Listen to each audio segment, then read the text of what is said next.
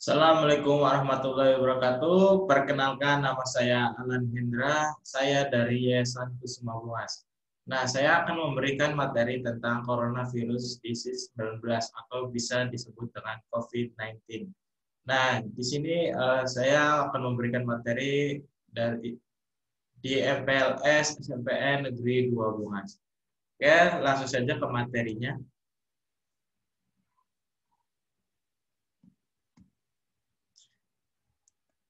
Nah, ini ada pengertian COVID-19, di mana virus corona adalah virus yang menyerang sistem pernapasan. Infeksi virus ini menyebabkan penyakit yang disebut COVID-19 atau COVID-19.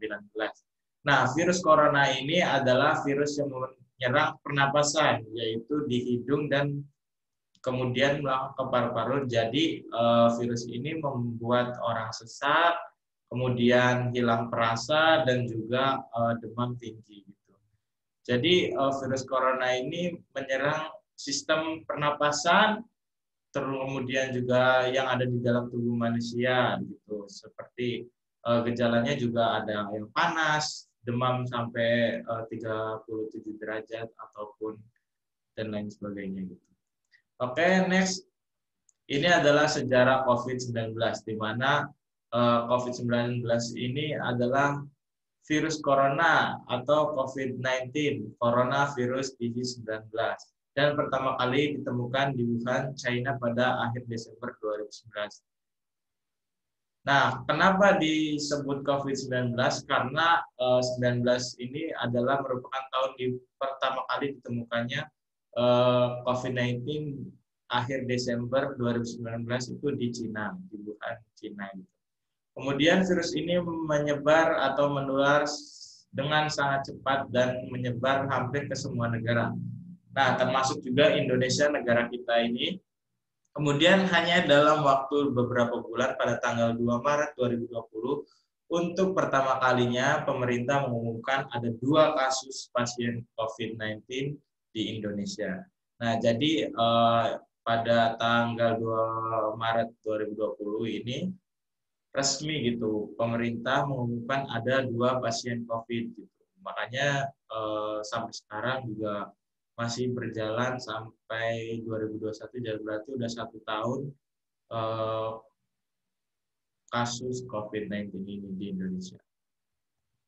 Kemudian ini ada cara penularan COVID-19, di mana yang pertama itu ada percikan air liur atau bisa disebut juga droplet, pengidap, batuk, atau bersin.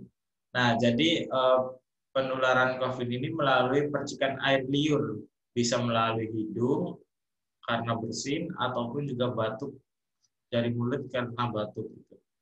Terus kemudian menyebar dari orang ke orang, namun virusnya juga bisa menyebar melalui permukaan dan benda mati yang terkena percikan droplet pengidap COVID-19.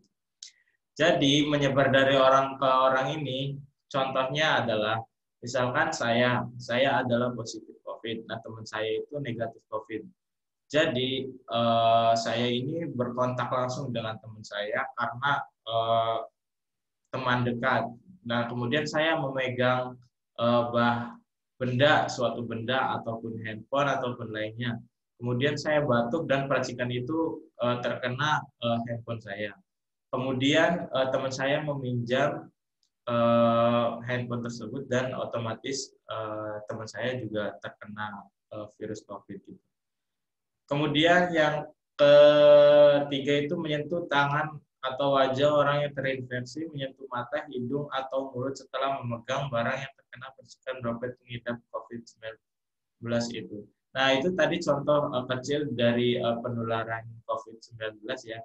Baik menyentuh tangan, wajah, hidung, mulut, dan lain sebagainya, itu pasti kontak langsung dengan orang yang positif COVID, pasti kita bakal tertular gitu. Apalagi terkena percikan air liur, droplet, pengidap batuk, atau bersin itu sendiri. Ya teman-teman, semua bisa dimengerti ya.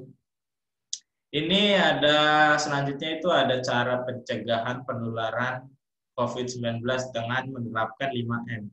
Teman-teman pasti udah familiar banget dengan 5M, yaitu yang pertama itu ada memakai masker, mencuci tangan, menjaga jarak, minimal 1 meter, menjauhi kerumunan, ataupun mengurangi mobilitas.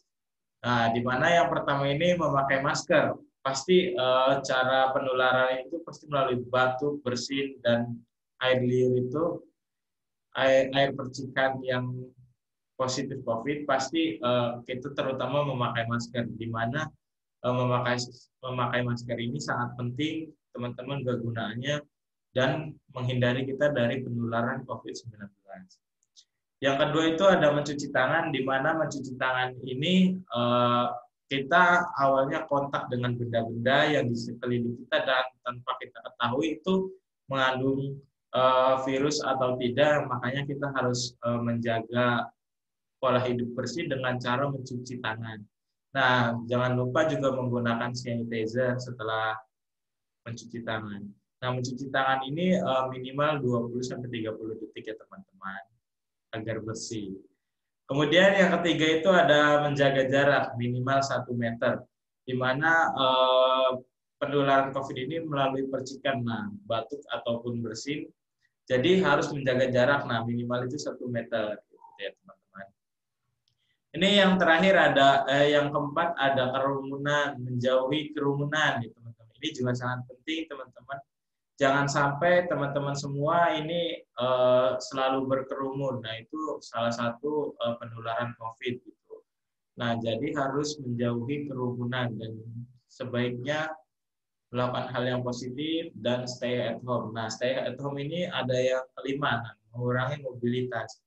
Di mana mengurangi mobilitas ini, jadi kita stay at home gitu. Jadi di rumah saja, jangan berkeliaran kemana-mana, bermain atau apa juga di rumah saja, belajar, semua juga pemerintah juga sudah menerapkan. Oke, lanjut. Ini ada kata-kata mutiara dari saya.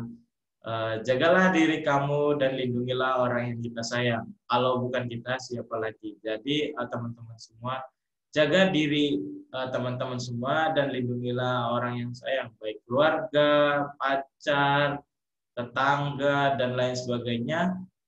Kalau bukan kita, siapa lagi gitu? Karena kita berawal dari kita, semuanya bisa kita lindungi gitu. Oke.